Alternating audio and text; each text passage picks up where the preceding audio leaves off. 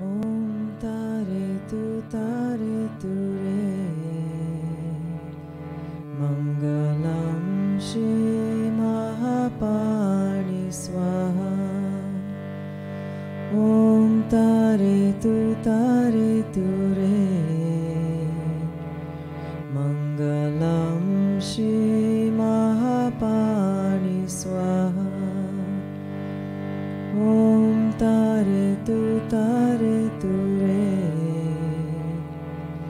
Mangalam Shri Mahapani Swaha.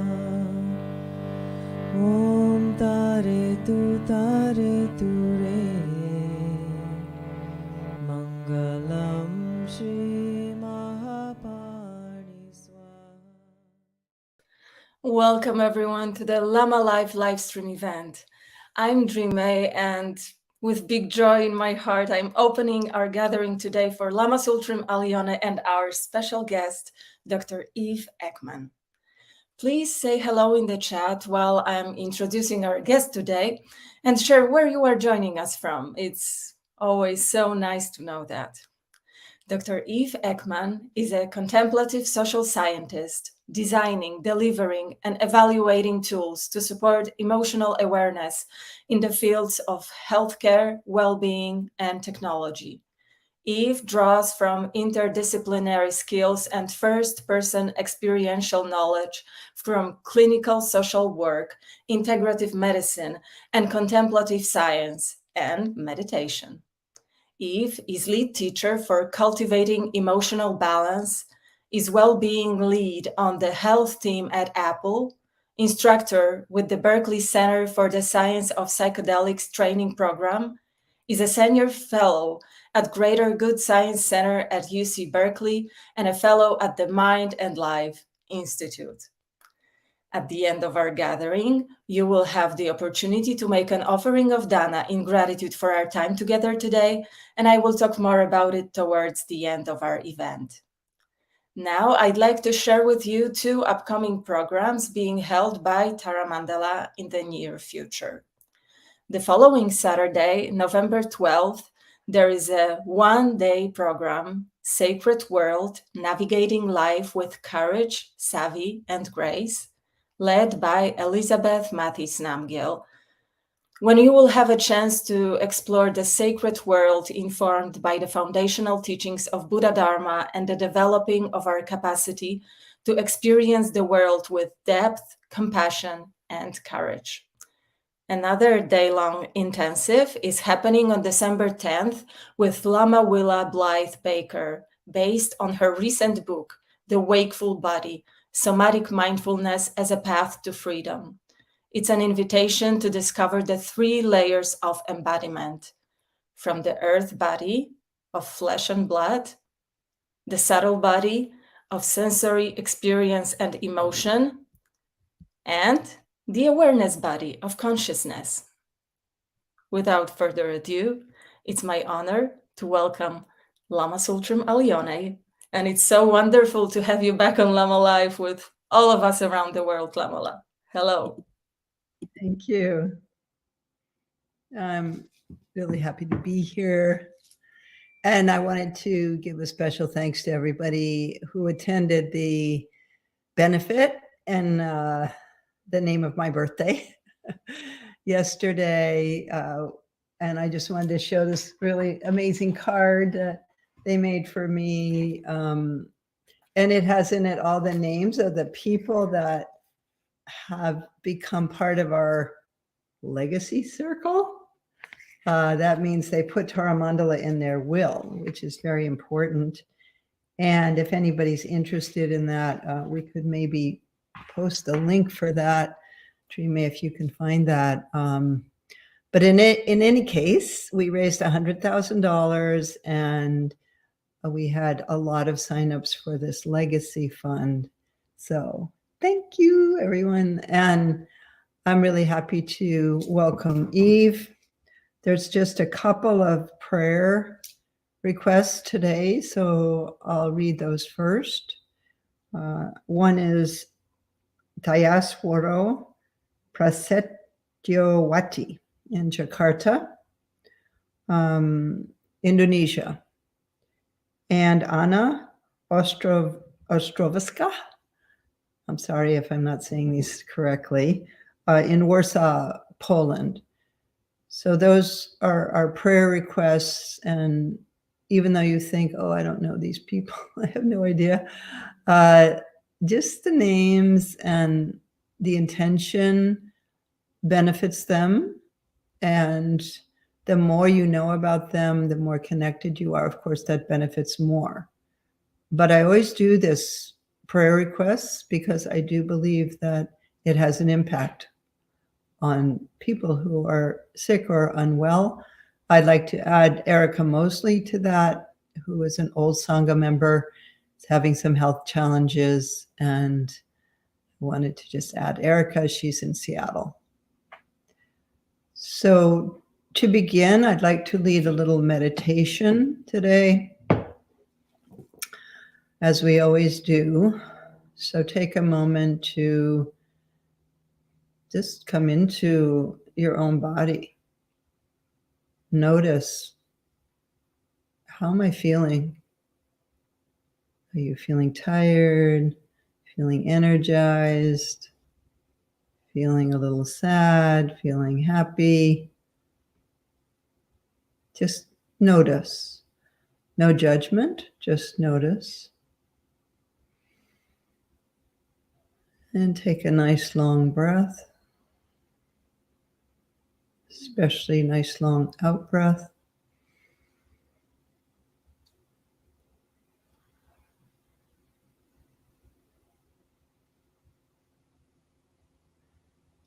There's always things to be concerned about, to be worried about in our world. And we need to know how to detach from that, to come back home into our true nature, which is unborn and unceasing. So let's take a moment, just come into presence, being with the breath as a way to come into presence.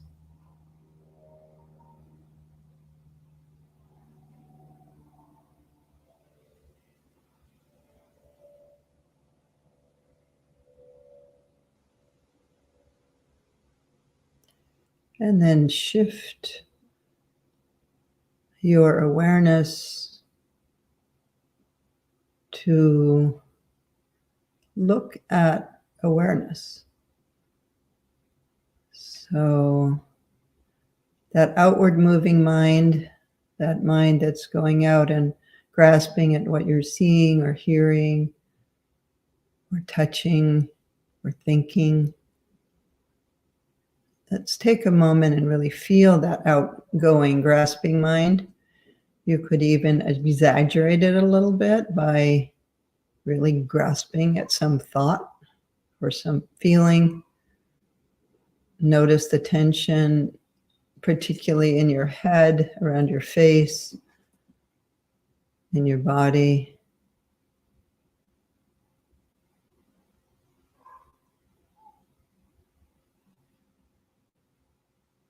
And now release that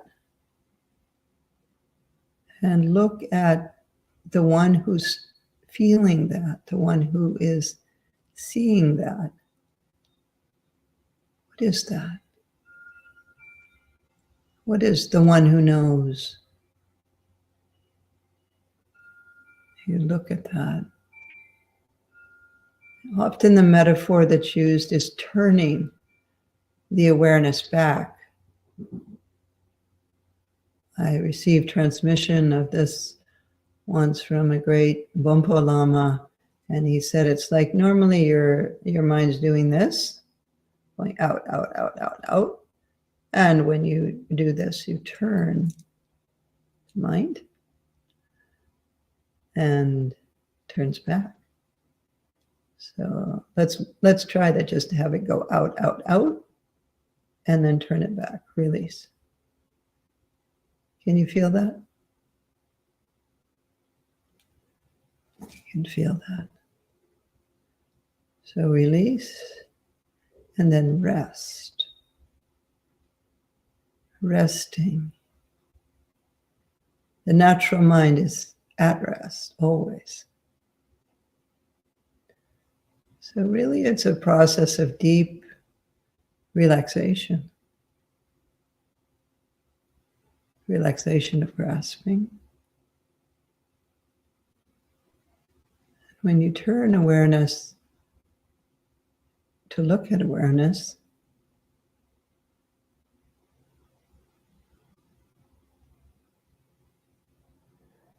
you don't find anything. You don't find something, right? Turn awareness to look at awareness, the one who's looking. When you look, you don't find something.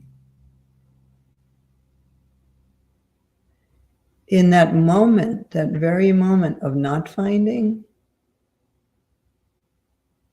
there's a release. And the awareness becomes huge, vast, limitless.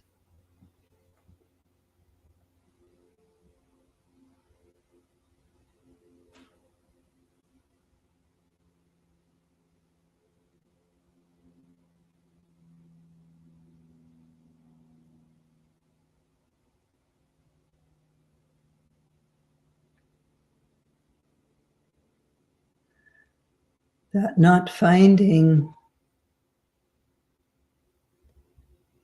is an experience of emptiness.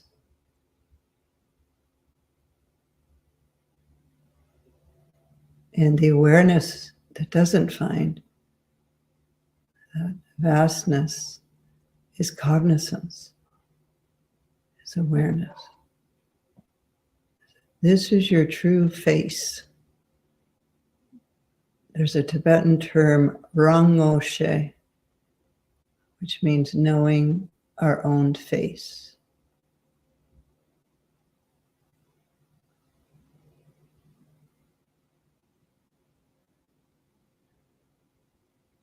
Unborn,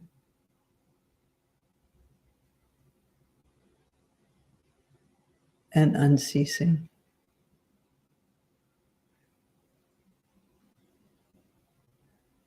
This will not die when your body dies. And it wasn't born when your body was born.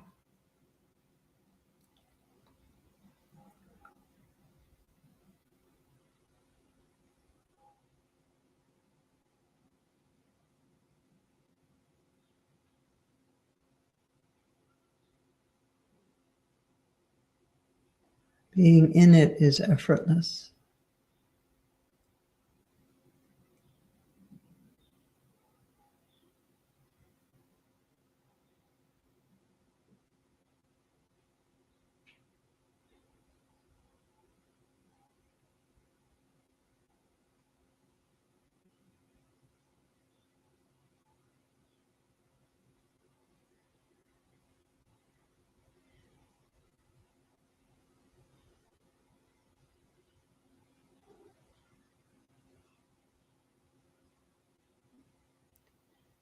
And if your mind starts to grasp again,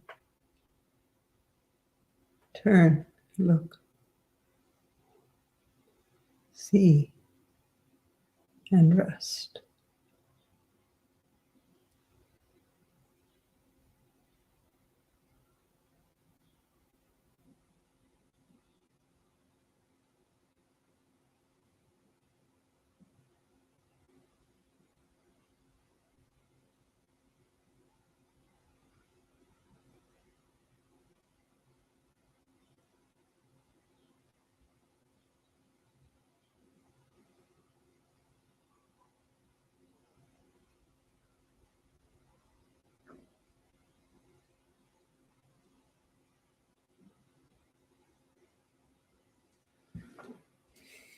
Thank you.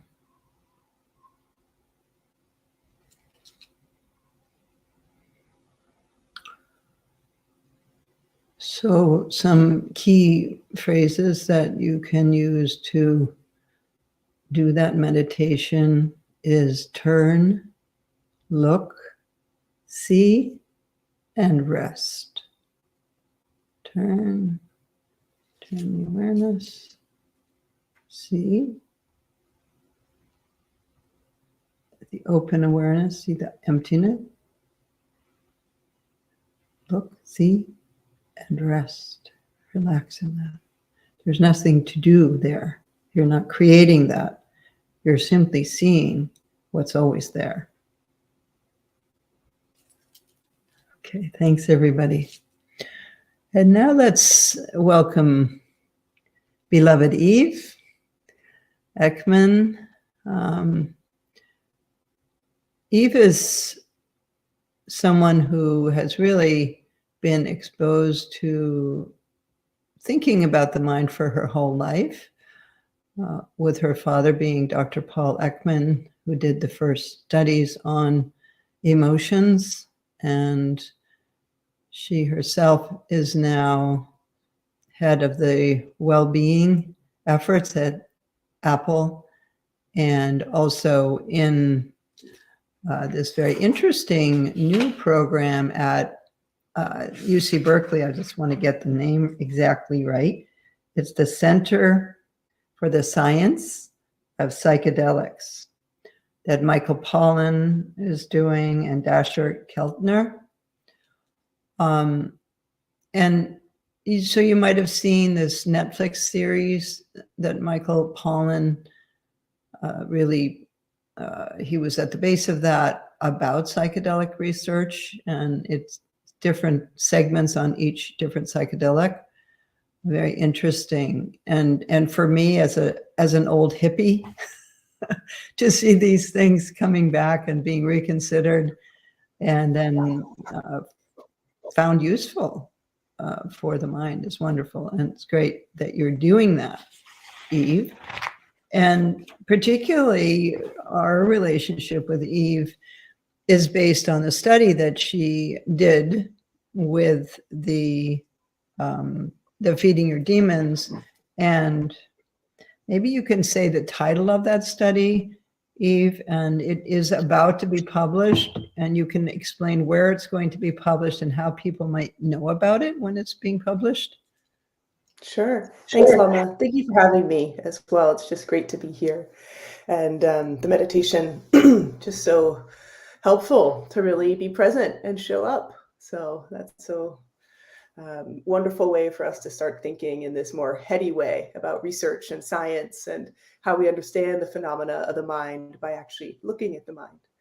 The study itself, the title that will be published under is Transforming Adversity into Ally, a qualitative study of Feeding Your Demons meditation. There's also a quantitative study of Feeding Your Demons meditation with a similar name. And this one is going to be in the Frontiers in Psychology. So this is a peer-reviewed journal, and they have, quite a large impact factor, meaning they reach quite a lot of people. And happily, we are in the section of consciousness research. Maybe needless to say, this is the first study of its kind, and it has been accepted for publication, and we're just going through the proofs. So when it's ready for people to see, we'll share it all over social media and Facebook. But of course, if you just are following research by Google Scholar, looking up Feeding Your Demons, you will find it. It could be as early as this week, but maybe a week or two. Yeah, the fact that this has been done is really wonderful, because of course those who have done Feeding Your Demons and been exposed to it know that it works. But the way our world functions, until you have a scientific study that proves that, and of course one study, you need more than one study to really prove it, but still one study of the quality that this one is very impactful in terms of how Feeding Your Demons can spread and be considered legitimate within the scientific community. So maybe you can talk a little bit, Eve, about the results of the study. And I think you have a couple of slides to share about that as well. Yes, happy to here. So let's see.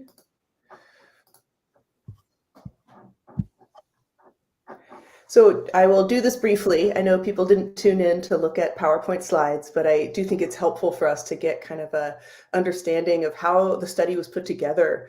As Lama mentioned, it's not just doing research, it's doing rigorous quality research that helps us understand and be able to share the benefits of feeding your demons to people who don't already know about it or don't have access to it. So this study, I just want to really recognize it was a group effort, a really wonderful, amazing kind of coming together of researchers who are also practitioners. So true contemplative scientists who are doing this work in the world of science, but also practicing the introspective approach to their own mind. So we have Philippe Goldin and CJ Koenig, Kate Greer, Vanessa Simmons, Jennifer Daubenmeier, and Chandra really helped us a lot getting the study together, as you see here. So Lopan Chandra Easton is a teacher at a Dharma center here in San Francisco, and her and I have been happy to support a community there for the last couple of years. So we decided to use the community of meditators that we already knew. Often in research studies, you have people who are recruited through maybe internet ads or giving them some amount of money if they're coming in, but we used meditators, which is a little bit of a unique factor of our study. I think it's important because now we know with the prevalence of meditation across North America and the world, people are meditating. Often they're using apps. So let's use people who already have a practice and then help them develop other skills and tools. So what we did in the study is created a control group. So we randomized people. One interesting thing is we had more people sign up for this study than we would have ever guessed. You know, within a single day, we had to kind of close the recruitment.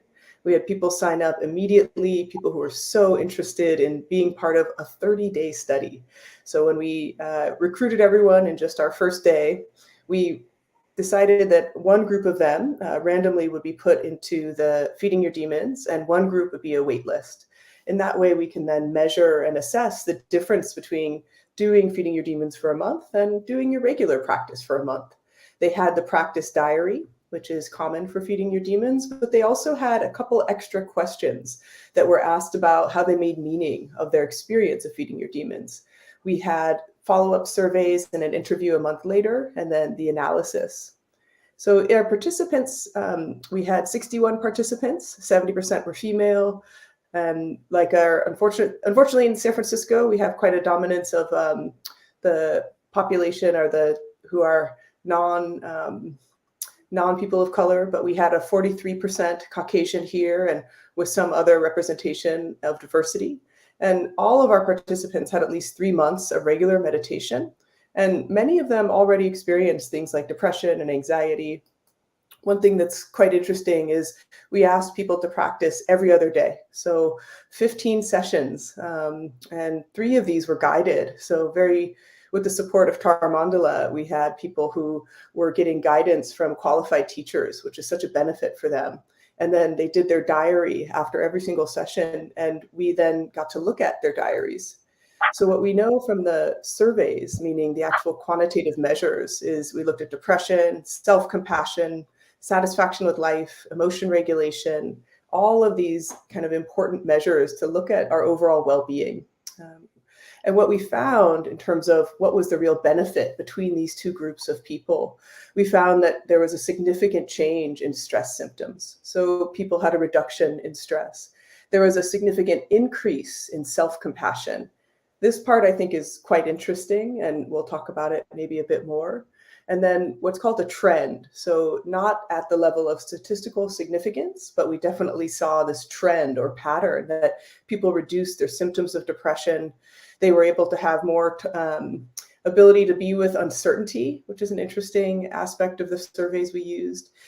They were less needing to suppress emotions, so more engaged with their emotion experience. They were able to reframe or cognitively reappraise their emotion. And they were also able to have a sense of an ability to regulate their own emotions and increase calm. So these quantitative findings are really important. As Lama and I have talked about, the scientific world really resonates to these concrete findings. These are the same surveys that are used for studies across all forms of meditation or medication, all forms of group treatment. So it's helpful what is this like in comparison to cognitive behavior therapy or taking Prozac? And being able to see these benefits is really worthwhile for us. In the qualitative study that I was the lead author on, and that is the forthcoming paper, what we were really interested in is not just the what. So we knew that it had a benefit, but why? Why are people benefiting from these practices? And we wanted to know it from their own words, from their own reflection. So we took all of these journals, we transcribed them. Thank you to the amazing volunteers. Many Tara Mandala volunteers helped in this. Celeste Young was among them, but many others as well. And we started looking at what were the trends in how people described the answer to two questions. How do you make sense of your experience, or what was new and familiar? And what, if anything, do you want to carry forward from your life? So these are not traditional questions in the practice diary. This isn't about what happened during your meditation. It's how you make sense of it. And Lama, here, it feels like it'd be important for you to describe maybe the feeding your demons process for people so they get a better sense. Yes.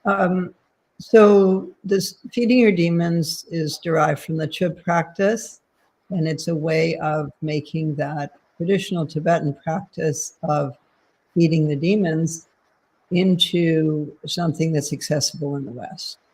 And it has 5 steps. In the first step, you find the demon, or that energy of the demon, in your body. So let's go with depression as an example. In the study, they considered depression, anxiety, and addiction. Those are the main things that were identified in the participants. So let's say the depression, you feel it in the pit of your stomach. And then you imagine if it had a color, if it had a shape, if it had a texture or a consistency and a temperature, what would it be like? So it's obviously imagination that you see this, but it's amazing how people can see it. It's dark gray and it's sticky or it's crunchy or whatever. So that's step 1. And then in step 2, you imagine that moves out of your body and is personified as a being with a personality, with eyes and with arms and legs and so on. And then you ask it 3 questions. And this is a key to the process. The first is, what do you want? Which means, how is that presenting itself? Like, let's say the depression wants you to stay in bed and not do anything. And then the second question is, what do you really need? So that's what's under that want. That's a very important distinction.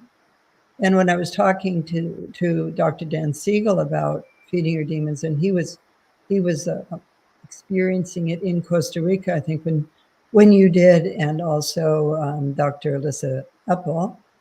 I led a group there at Blue Spirit in it. And what he said is, that the need, that is the core needs of attachment. That a baby or a child needs at a very early age. In any case, the need is what's under that. So let's say with depression, the want is to immobilize you, but the need is to feel safe. So that's the need. And then under that, the third question is, how will you feel if you get what you really need? So that would be the result of having that deep need fulfilled. What would that be? So let's say the result here would be a feeling of love. And so you ask those 3 questions, but then an important point is that you change places and you actually physically move and you change chairs or change seats, and then take a moment and come into the body of the demon. So let's see say your depression demon is like a tall gray male being that's kind of sticky surface, is a very droopy face and a kind of hollow look in its eyes, and it is very heavy energetically and sad. So now you take that and feel what's it like to be in that body, and you look back at your normal self, see what your normal self looks at from the demon's point of view. And then after you really feel you are somatically, and that's an important piece of the practice, is you keep staying in the body in every step. So once you feel you're in that body, then you answer those 3 questions from being in the body of the demon. It's not you thinking what the demon's going to say, it's you're in it and you answer. Once the 3rd question has been answered, how will you feel? You get what you really need. Then you come back and you see the demon in front of you again. And then there's the moment of actually feeding it. And so then you dissolve your body. You imagine your own body dissolves and it becomes a nectar. And the quality of that nectar is the feeling. You remember the demon said love. So that's the feeling of love that it will get when it gets what it really needs. And you notice what color that liquid is, that nectar. And then it flows toward the demon and feeds it. And so there's then a process, usually some minutes of silence, where you're seeing what happens when you feed it this nectar of love. And let's say it's blue, like a beautiful sky blue. So the blue nectar of love. And let's say gradually it's fed and fed and fed, and then all of a sudden it disappears into kind of a puddle and there's nothing left. And so then you invite the ally to appear. So the ally is the energy of the demon once it is satisfied. And then you ask the ally some questions, you become the ally, change places, answer those questions, which are, how will you help me? How will you protect me? What is your pledge to me? And how can I access you? And so remember, the ally is not something separate. It's actually the energy that's been tied up in the demon that is now accessible. So you're not fighting, you're not trying to get rid of the demon and bring in this ally. You're liberating that energy. And then you go through that process of changing places again. And then in the end, you absorb the energy of the ally into your own body. It dissolves into you. And then you and the integrated ally also dissolve, and you rest in emptiness. And you had some interesting things to say about that 5th step, Eve, right? Yeah, I mean, honestly, Lama, every step is quite unique, to be honest, in this practice. And when we were writing up the results, what we had to do is kind of compare this practice with other meditation practices that have been researched. And when we did that, we looked at what are the ingredients here. We have actual practices of attention, right? Focused attention on the breath. As you mentioned, the somatic embodied awareness. So not just breathing and aware of the breathing, but aware of the body and the emotions in the body. So that, I'd say, is like a pretty unique piece. The visualization, also unique. So there's visualization in some of the research practices of compassion and loving kindness, but it's very scripted. We're imagining a particular person, we're imagining them to be well.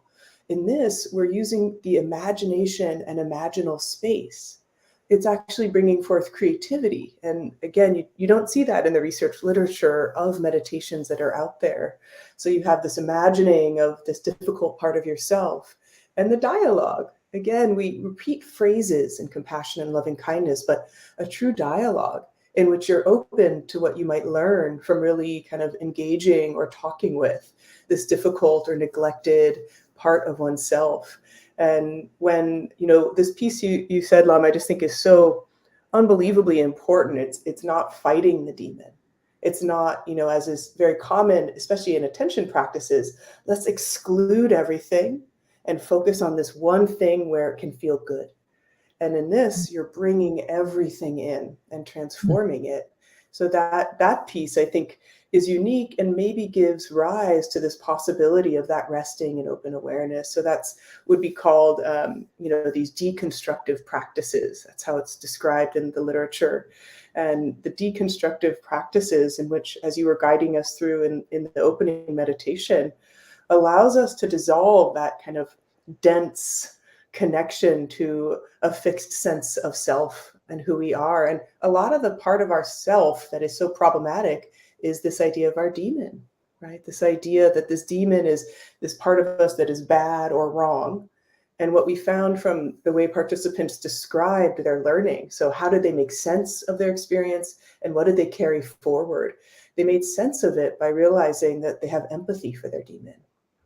This is not something they need to get rid of, whether it's their, alcoholic parent or their chronic sense of unworthiness or binge eating or binge alcohol drinking, that there's empathy for that aspect of their being. There's also a sense of responsibility that people said when they made sense of the demon. It's not just this difficult part of me and I'm a victim. I need to do something. And we see that really beautifully in how they describe their steps to action. Like, what will I do with what I learned in this practice? And it was both a fierce and a nurturing compassion. And Lama, you and I were talking about this earlier in the week, that this fierce compassion, which can really help set boundaries, right? Have that kind of clarity of no more, I'm not going to keep doing this, but also that nurturance and loving. So for us, that was a really exciting finding. It's very recent that you see fierce compassion being talked about at all in the research. I think people equate compassion with kind of being a marshmallow, just being really nice and sweet. And there's so much more. So, yeah. Yeah. So maybe you can talk about the results of the study, because we didn't really get to, it would be good to know what was the qualitative results and what were also the quantitative results. Yeah.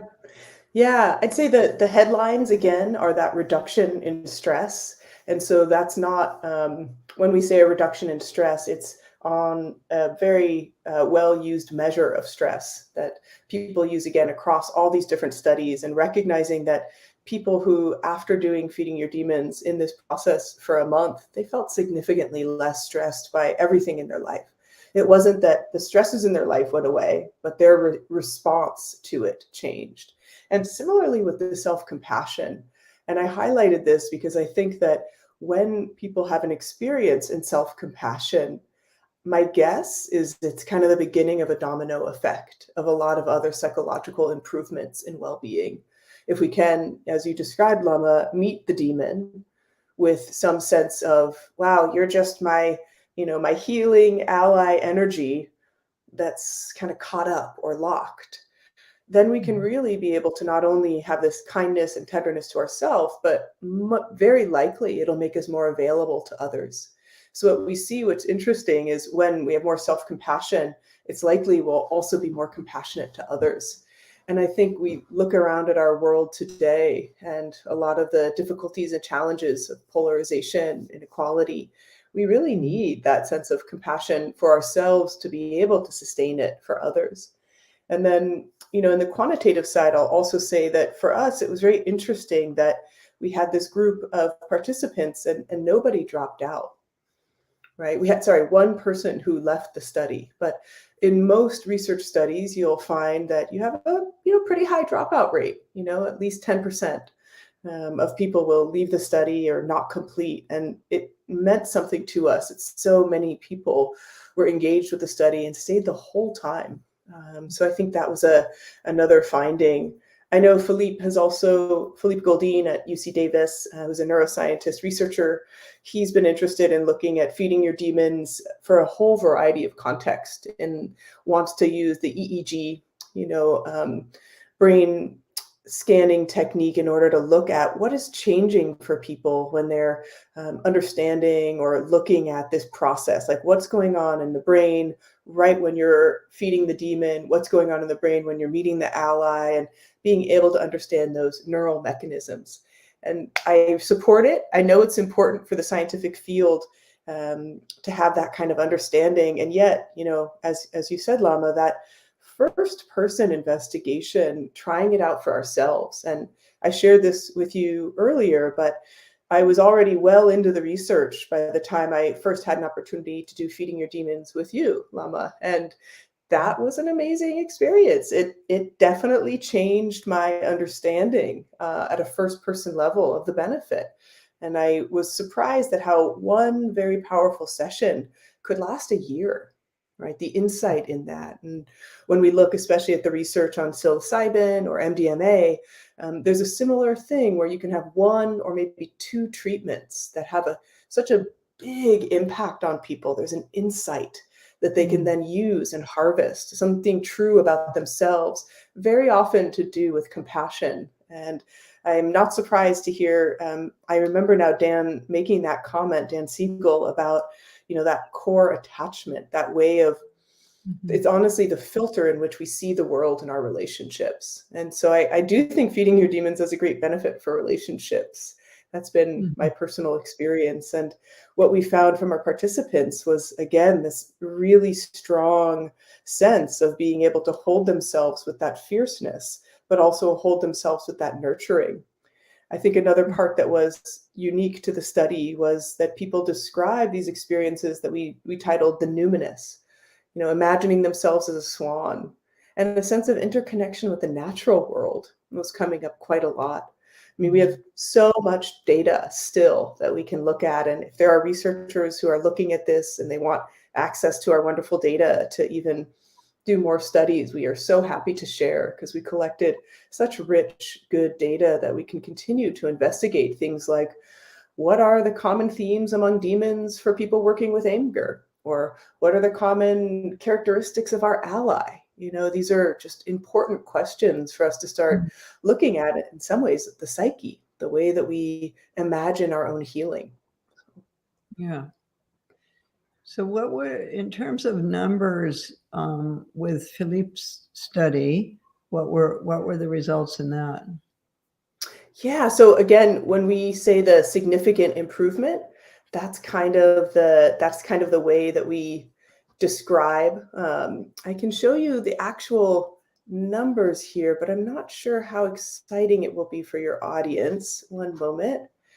So, when we talk about like a difference, we only talk about significant improvements. We don't talk, the number would be 4.83. So it doesn't have a big resonance for people when they just hear it in that way. 4.83. Yeah. Yeah, exactly. So you're looking at the change in improvement on a range from 0 to 12 of our experience of stress, depression. So 1 second, it's on a different one here. That would be 33% or something like that.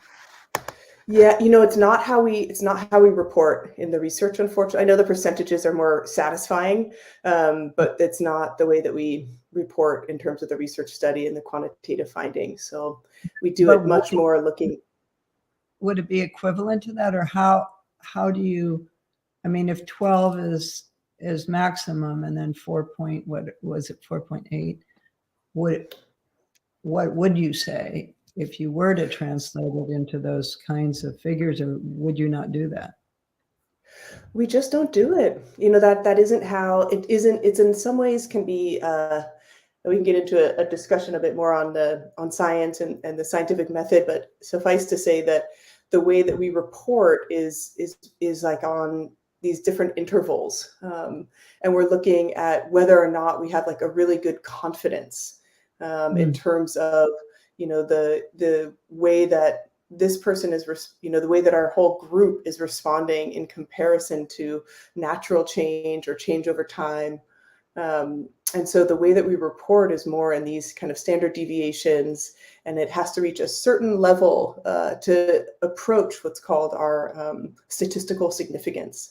So we can only report in the research what is statistically significant as a mechanism of change within the study, and that was self-compassion and stress. And did it reach those significant? Yes, it did. And with depression symptoms, there was like a trend. So not significant, but a trend. So when we talk about a trend, we imagine this might be significant, but we didn't get the evidence, but we see there's some benefit. It doesn't quite meet that mark. And the same was true with some of the emotion regulation and some of these other aspects that we are interested in. And that is really helpful, especially when you do a first pilot study like this, a randomized controlled trial, is we know that there was this reduction in stress and increase in self-compassion. And then we suspect that if we do new studies, it would be really worthwhile for us to look more at emotion regulation, cognitive reappraisal, and emotion suppression. And I think especially that triad is really important. So it's, again, how do we react to or respond to our difficult emotions? And this, is the huge part of my research and work in the world, and the teaching I do is how do we work with our difficult emotions? And a lot of it isn't through, these techniques to avoid and deny them. It's understanding them and moving towards them. Yeah, that's a significant paradigm shift. In general, our society tends to try to eliminate what appears to be the problem rather than investigate. Yes. And find out what are you trying to tell me? What are you trying to say? And this is also applicable in terms of our politics and our social issues. That what if we were to ask those parts of our society that we just try to put in jail or eliminate? What do you need? What is it that you need? And so many of our people that are in jail are traumatized. Probably everyone, and they have significant childhood trauma that's then being acted out. And they've never gotten any with it. And so what if we were to take the elements of society that we try to get rid of and to investigate them, and then to act as a society to help them and become an ally to them? And so I'm not suggesting that we let everyone out of jail and, give them therapy. But I do think that it's a significant paradigm difference.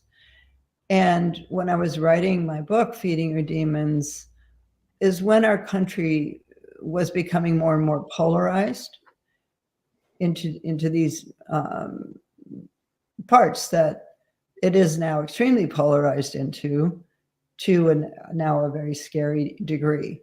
And what if we were to be more inclusive of those parts? Even, for example, these racist people or whatever, what if we were to find out what is it that you're really needing that it makes you so afraid of these parts of our society or groups? Let's say people who are homophobic. What is it that makes you so afraid of them? And that you want to cause them harm? And it's just a difference of investigating rather than suppressing. And that was your point. And I do think that it is connected to the feminine, in my opinion, that there is historically in cultures where there's a strong feminine presence, there's less violence, less separation of people, more inclusion, and more taking the difficult parts and transforming them, meeting them, so that there can be an integrated society. And so I think demons is interesting at the individual level, but also the collective level.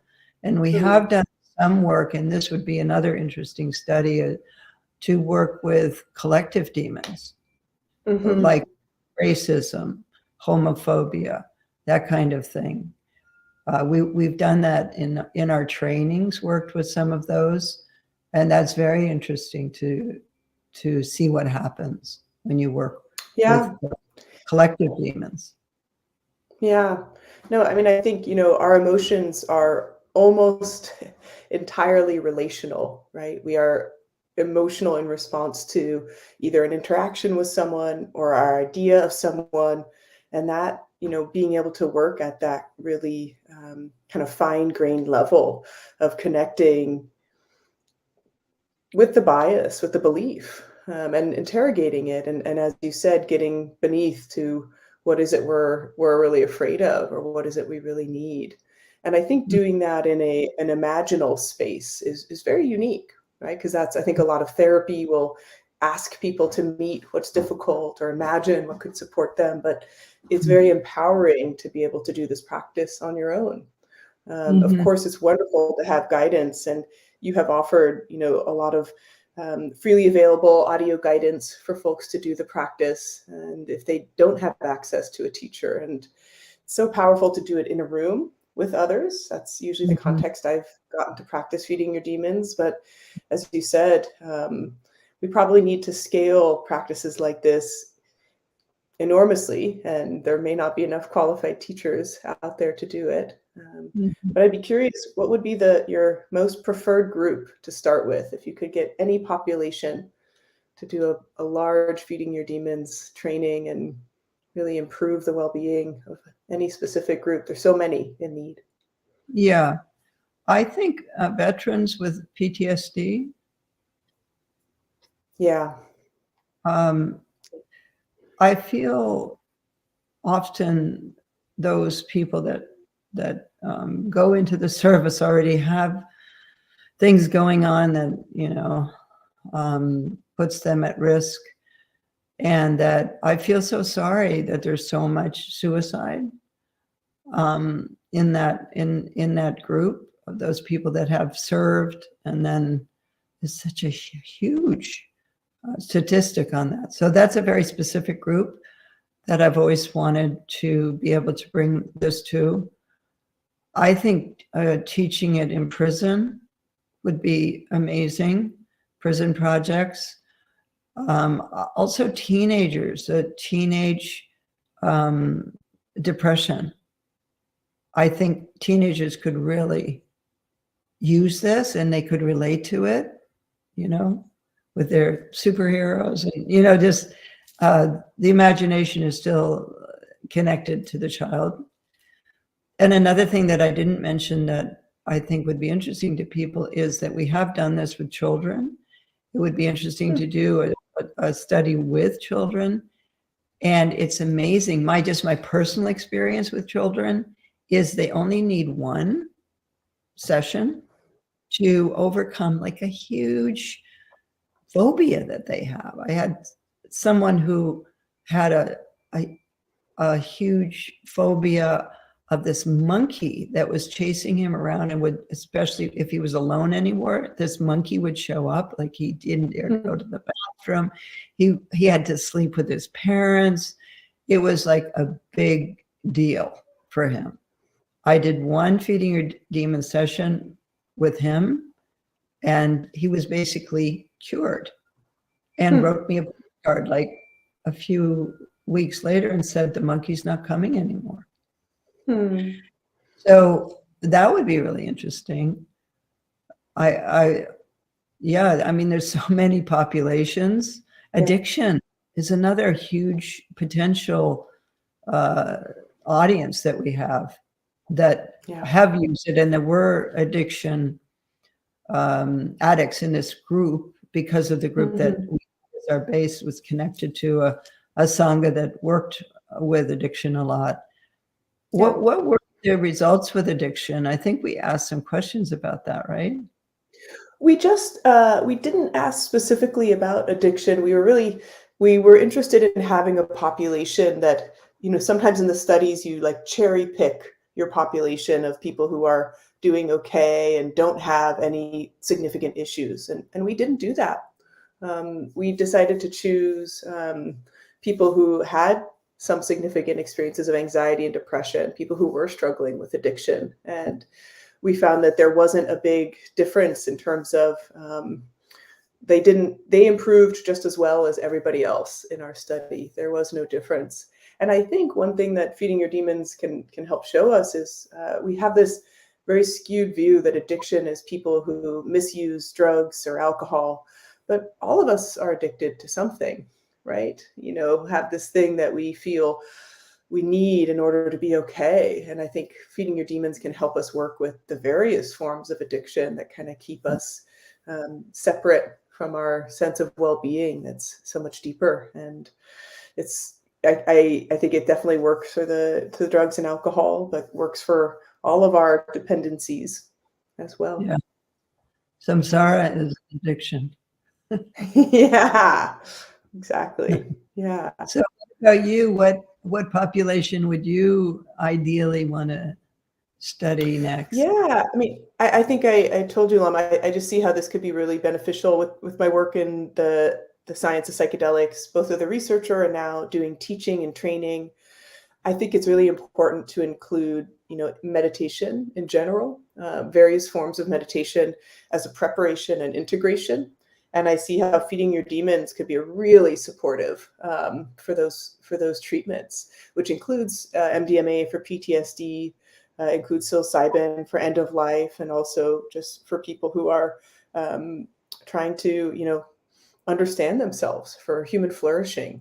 I think using those medicines or those, medications on their own has a benefit, but I think we could extend the benefit greatly by having something you could practice every month, right? You can do a Feeding Your Demons. You could do it every day.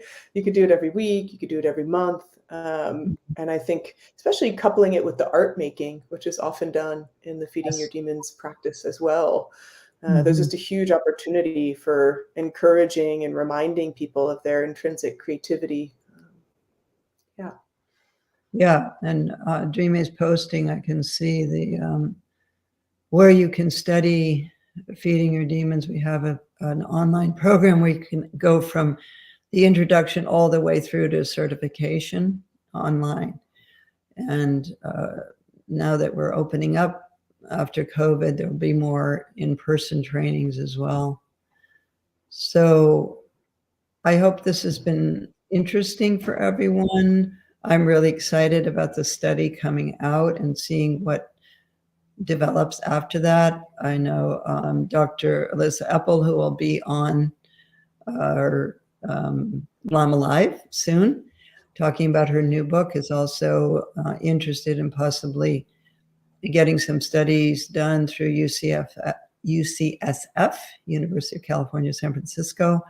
And so I think more and more people will be interested in, and Dr. Dan Siegel also wants to write something with me about attachment theory and the Feeding Your Demons process, which would also be really interesting.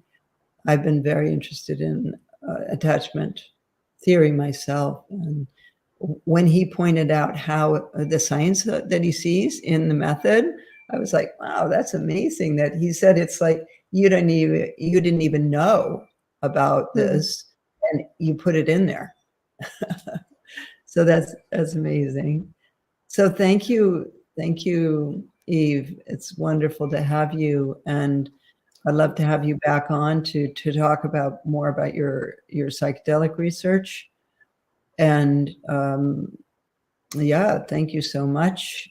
And for everybody out there, thank you for listening. And this recording will be present on my personal or public figure Facebook, and also on our Tara Mandala Global YouTube, which some people are on.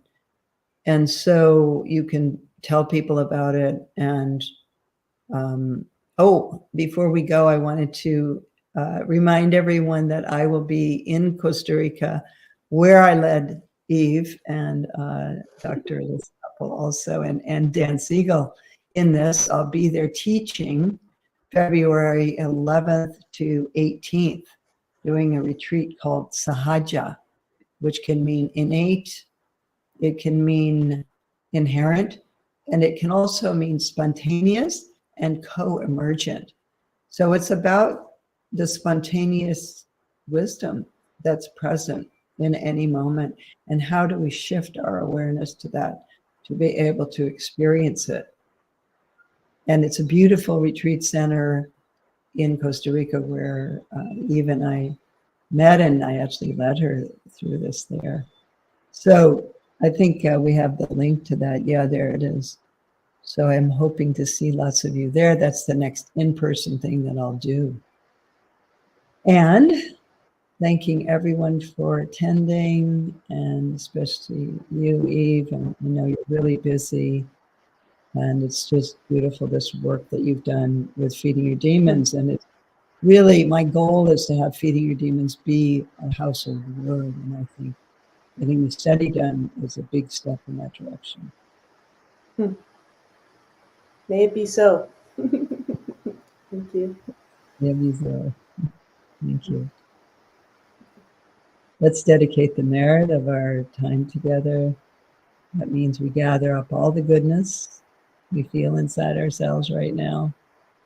You feel that expanded heart, excitement about feeding your demons, about being aware, being in your primordial wisdom mind, and offer that out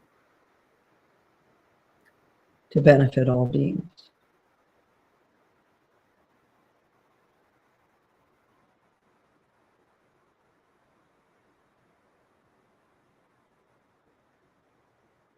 Thank you. We have some really interesting guests coming up. Maybe Drimé, you can put that in the chat too, the dates and the guests in this month. Some really amazing guests. Mwah. Thanks, everybody. Have a great rest of your day or evening, and we'll meet again next week.